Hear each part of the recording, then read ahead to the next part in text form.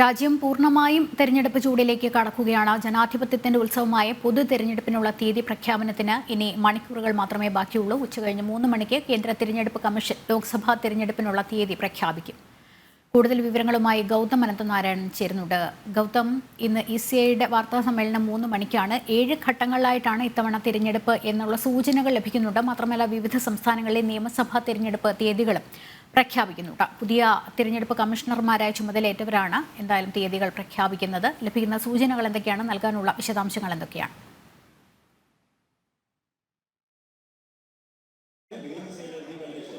ലക്ഷ്മി, ഇനിയും 2 മണിക്കൂർ മാത്രമാണ് തെരഞ്ഞെടുപ്പ് കമ്മീഷന്റെ വാർത്താ സമ്മേളനത്തിന് ശേഷിക്കുന്നത്. മുഖ്യ തെരഞ്ഞെടുപ്പ് കമ്മീഷണർ രാജീവ് കുമാറിന്റെ നേതൃത്വത്തിൽ ഞാൻ നിൽക്കുന്ന ഈ വിഗ്യാൻ ഭവനകത്താണ് ഈ സുപ്രധാനമായ വാർത്താ സമ്മേളനം നടക്കാൻ പോകുന്നത്. 19ാം ലോക്സഭാ തെരഞ്ഞെടുപ്പിന് ഇന്ന് കാഹളം മുഴങ്ങാൻ പോകുന്നു. നമുക്കറിയാം, 543 അംഗ ലോക്സഭയിലേക്കാണ് ഈ നിർണായക തെരഞ്ഞെടുപ്പ് നടക്കുന്നത്. കഴിഞ്ഞ തവണ 2019 ഈ തെരഞ്ഞെടുപ്പ് 7 ഘട്ടമായിരുന്നു നടന്നത്. 2019 ഏപ്രിൽ മാസം 11 മുതൽ മെയ് മാസം 19 വരെ അങ്ങനെ 7 ഫേസായി നടന്ന തെരഞ്ഞെടുപ്പിൽ ഉത്തർപ്രദേശ് പോലെയുള്ള സംസ്ഥാനങ്ങളിൽ എല്ലാ ഫേസിലും തെരഞ്ഞെടുപ്പ് നടക്കുന്നുണ്ടായിരുന്നു. കേരളത്തിൽ ഏപ്രിൽ 23-ന് 3ാം ഘട്ടത്തിലായിരുന്നു 20 ലോക്സഭാ മണ്ഡലങ്ങളിലേക്കും സംസ്ഥാനത്ത് തെരഞ്ഞെടുപ്പ് നടന്നത്. എന്തായാലും ഈ തവണയും 6 ഫേസായോ 7 ഫേസായോ ആകും ലോക്സഭാ തെരഞ്ഞെടുപ്പ് നടക്കുക എന്നാണ് നമുക്ക് മനസ്സിലാക്കാൻ സാധിക്കുന്നത്. കൃത്യം 3 മണിക്ക് തന്നെ മുഖ്യ തെരഞ്ഞെടുപ്പ് കമ്മീഷണർ രാജീവ് കുമാറിന്റെ നേതൃത്വത്തിൽ വാർത്താ സമ്മേളനം ആരംഭിക്കും. നമുക്കറിയാം, ഈ ലോക്സഭാ തെരഞ്ഞെടുപ്പിനൊപ്പം തന്നെ 4 സംസ്ഥാനങ്ങളിലേക്കുള്ള നിയമസഭാ തെരഞ്ഞെടുപ്പും നടക്കും. ഇത് മുൻപും ഈ 4 സംസ്ഥാനങ്ങൾ വടക്കുകിഴക്കൻ മേഖലയിൽ നിന്നുള്ള അരുണാചൽ പ്രദേശ്, അതോടൊപ്പം തന്നെ നോർത്ത് ഈസ്റ്റിൽ നിന്നുള്ള സിക്കിം, ഒഡീഷ, ആന്ധ്രാപ്രദേശ്, ഈ 4 സംസ്ഥാനങ്ങളിൽ കാലാകാലങ്ങളായി ലോക്സഭയ്ക്കൊപ്പം തന്നെയാണ് നിയമസഭാ തെരഞ്ഞെടുപ്പ് കൂടി നടക്കുന്നത്. അതിനാൽ 4 സംസ്ഥാനങ്ങളുടെ നിയമസഭാ തെരഞ്ഞെടുപ്പ് സംബന്ധിച്ചുള്ള പ്രഖ്യാപനവും ഇന്ന് തെരഞ്ഞെടുപ്പ് കമ്മീഷണർ നടത്തുമെന്നാണ് മനസ്സിലാക്കാൻ സാധിക്കുന്നത്. അരുണാചൽ പ്രദേശ് നിലവിൽ BJP അധികാരത്തിലിരിക്കുന്ന സംസ്ഥാനമാണ്. 2016 മുതൽ മുഖ്യമന്ത്രി പെമാ ഖണ്ഡുവിന്റെ നേതൃത്വത്തിലുള്ള BJP ഭരണം അരുണാചൽ പ്രദേശിൽ തുടരുന്നുണ്ട്.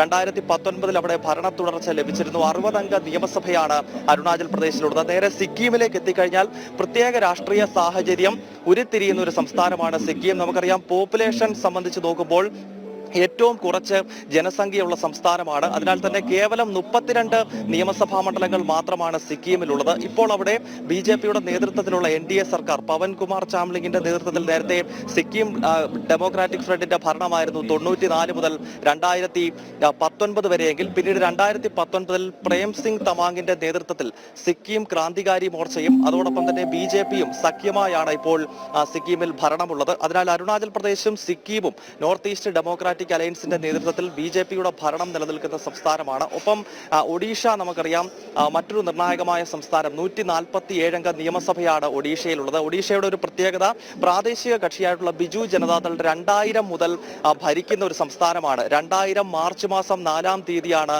ബിജു ജനതാദളിന്റെ നേതാവ് നവീൻ പട്നായിക് ഒഡീഷയുടെ മുഖ്യമന്ത്രിയാകുന്നത്. ഇപ്പോൾ 24 വർഷം അദ്ദേഹം തുടർച്ചയായി ഒരു സംസ്ഥാനത്തിന്റെ മുഖ്യമന്ത്രിയായിരിക്കുന്നു. ഏതാണ്ട് 4 മാസം കൂടി നവീൻ പട്നായിക് മുഖ്യമന്ത്രി സ്ഥാനത്ത് തുടരുകയാണെങ്കിൽ ഇന്ത്യയിൽ ഏറ്റവും അധികം കാലം മുഖ്യമന്ത്രി സ്ഥാനത്ത് തുടരുന്ന ലോങ് ടൈം ചീഫ് മിനിസ്റ്റർ എന്ന ഒരു പദത്തിലേക്ക് നവീൻ പട്നായിക്കിന് നടന്നു കയറാൻ സാധിക്കും. അങ്ങനെ ഒരു മുഖ്യമന്ത്രിയാണ് ഈ നിയമസഭാ തെരഞ്ഞെടുപ്പിനെ അഭിമുഖീകരിക്കുന്നത്. മറ്റൊരു സംസ്ഥാനം ആന്ധ്രാപ്രദേശാണ്. നമുക്കറിയാം, തെലങ്കാനയും ആന്ധ്രയും ഒരു സംസ്ഥാനമായിരുന്നുവെങ്കിൽ പിന്നീട് അത് വിഭജിക്കപ്പെട്ട് 2 സംസ്ഥാനമായി മാറി. നിലവിൽ 175 അംഗ നിയമസഭയാണ് ആന്ധ്രാപ്രദേശിലുള്ളത്. YSR കോൺഗ്രസിന്റെ ഭരണമാണ് അവിടെയുള്ളത്. ഇത്തവണ TDPയും BJPയും സഖ്യമായി ആന്ധ്രാപ്രദേശിൽ നിയമസഭാ തെരഞ്ഞെടുപ്പിനെ അഭിമുഖീകരിക്കുന്നുവെന്ന പ്രാധാന്യം ആന്ധ്രയ്ക്കുണ്ട്. അങ്ങനെ ലോക്സഭാ തെരഞ്ഞെടുപ്പിനൊപ്പം വളരെ നിർണായകമായ 4 സംസ്ഥാന നിയമസഭാ തെരഞ്ഞെടുപ്പുകൾ, ഒപ്പം ജമ്മു കശ്മീർ സംബന്ധിച്ചുള്ള പ്രഖ്യാപനം തെരഞ്ഞെടുപ്പ് കമ്മീഷൻ നടത്തുമോ എന്നതാണ് ഏവരും ഉറ്റുനോക്കുന്നത്. കാരണം കഴിഞ്ഞ ആഴ്ച തെരഞ്ഞെടുപ്പ് കമ്മീഷണർ, മുഖ്യ തെരഞ്ഞെടുപ്പ് കമ്മീഷണർ ഉൾപ്പെടെയുള്ളവർ ജമ്മു കശ്മീർ സന്ദർശിക്കുകയും അവിടെ വിവിധ രാഷ്ട്രീയ പാർട്ടികളുടെ പ്രതിനിധികളുമായി സംസാരിക്കുകയും ചെയ്തിരുന്നു. ഭൂരിപക്ഷം പാർട്ടികൾ, പ്രത്യേകിച്ച്